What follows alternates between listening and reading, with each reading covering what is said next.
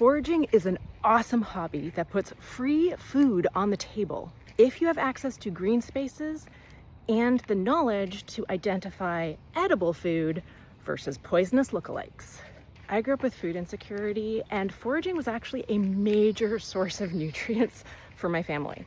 I knew a bunch of wild edibles as a little kid. I vividly remember being sent out into the neighborhood to pick boletus mushrooms when I was just 4 years old. It was 1980, so like sending your kid out to the neighborhood by themselves at 4 was a lot more normal back then. And I still have the same pride when I find edible mushrooms in these woods and bring them home for dinner as I did as a little 4-year-old bringing home my boletus mushrooms. We also foraged many different types of berries. I grew up on the west coast of Canada, so a lot of blackberries, salal berries, huckleberries.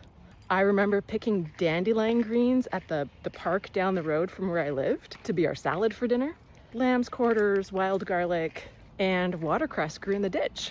Creek. It was more like a creek than a ditch.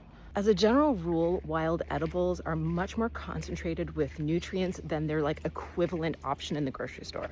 Bonus, it gets you outside into nature, really connected with nature.